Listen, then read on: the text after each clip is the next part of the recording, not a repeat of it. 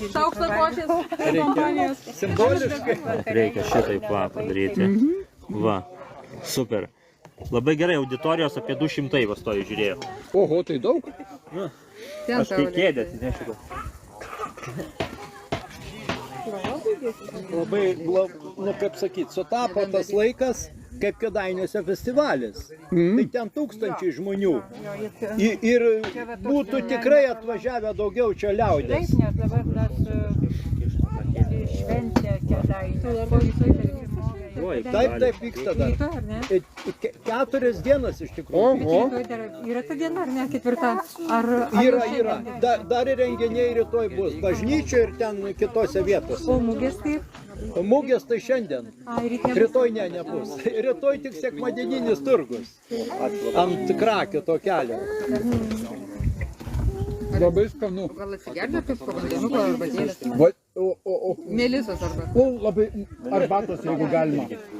Ir tada kelis kartus arbatos melisos kartosiu, jeigu galima. Dabar kelsit Facebooką moktų. Šiltainė? Šilta. Gerai. Į grupį kelkit. Gal reikia? Nu va, kas galėjo pagalvoti, kad turėsiu tokį, kaip sakant, prie stalo žmogų. savo TikToko live. O, ir man. Va, mano TikTokas. Žiūri žovą kampę parašyti 180 brot. Ir paskui man irgi atsiųskite, aš pas save padėsiu, kad daugiau. Aš kompę iškirpsiu, nes čia bus labai ilgas pas Jo. mane video. Po to iškirpsiu. Sumažinti kokius gabaliukus. YouTube įkelsiu ir tada nuorodą atsiųsiu. Jo. Taip jau. O jūs mano arba Mes esame kažkada susirašę Facebook'e, tai mes Tai tada Messengerį parašysiu. tik tai to Messengerio aš ten baisiai daug prieina. Ai. Dar emailas mano Eduardas Vaitkus, vienas žodis, ar ne? Ir tada yahoo.com. Aš sakau, nusižvengiat kaip arklys, tai tada lengva atsimint. Eduardas vienas žodis, ar ne? Eduardas Vaitkus vienas žodis. Tai labai gerai. Ir tada yahoo.com. Aš dar vizitkę duosiu Va. savo. Dangaus turtai.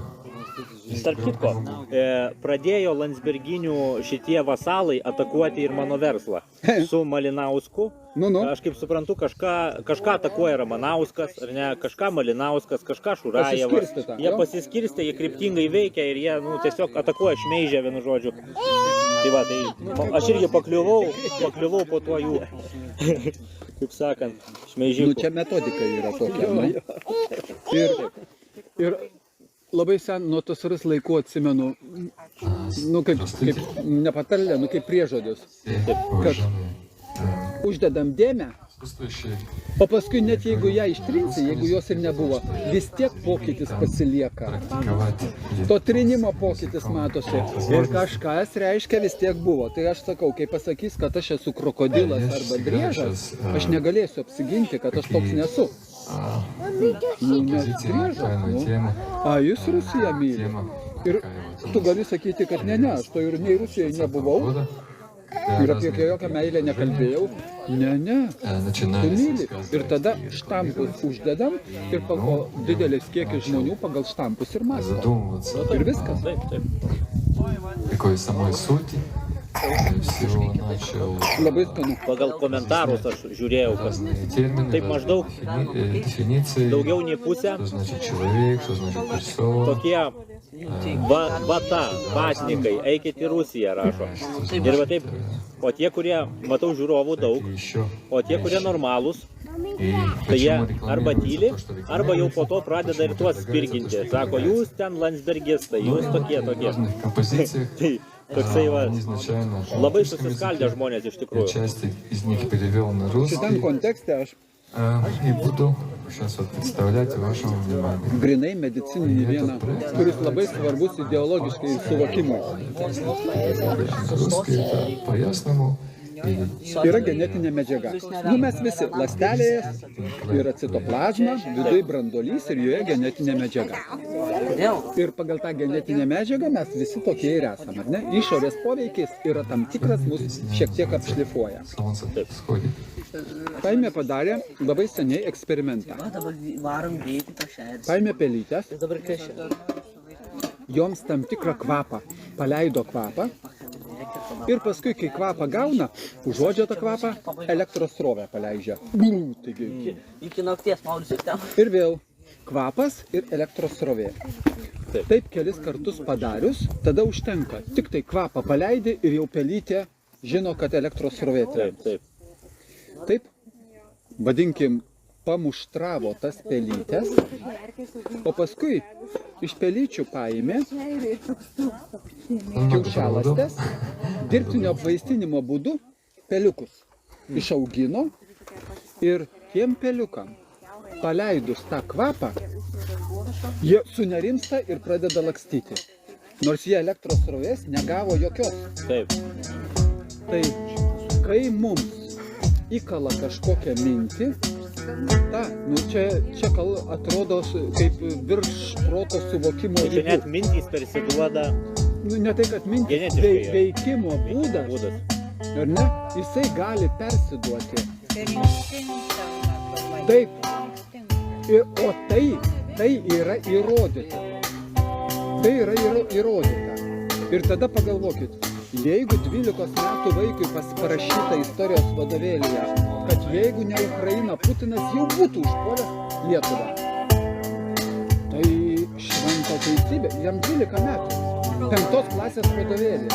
Tai reiškia šventa teisybė ir jisai su ta teisybė gyvens per visą gyvenimą ir savo vaikam aiškins. Taigi Putinas būtų užpuolęs.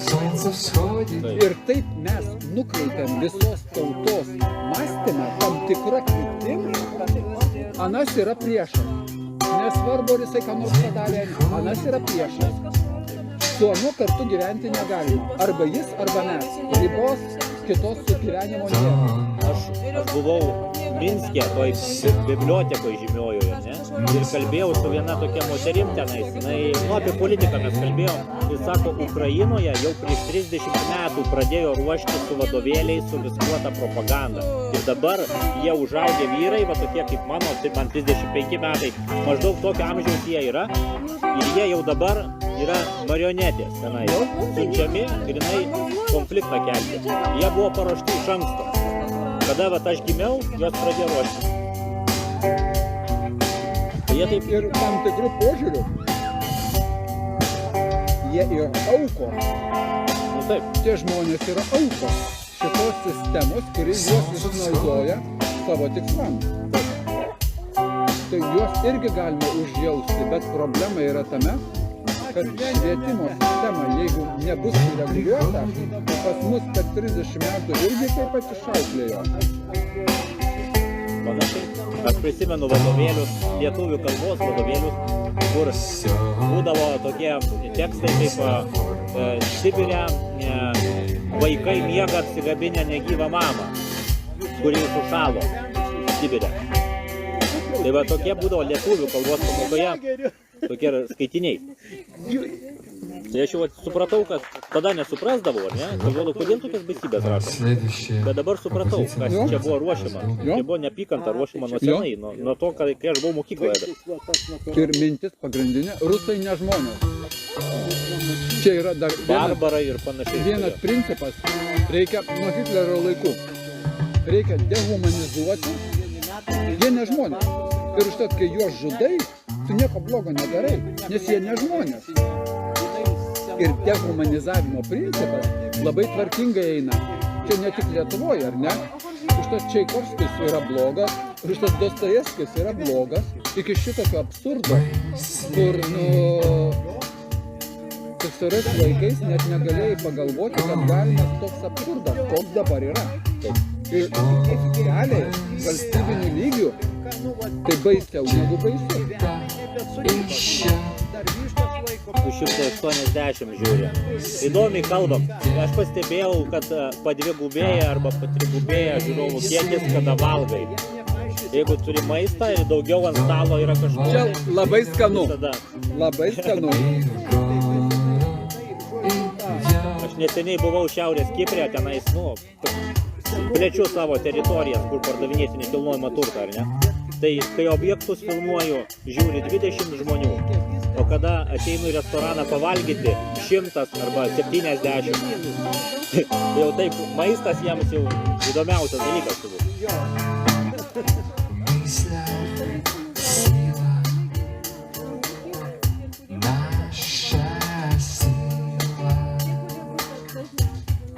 Čia koncertuoja žmogus iš Latvijos. aš norėjau su jumis pasilavinti. Спасибо.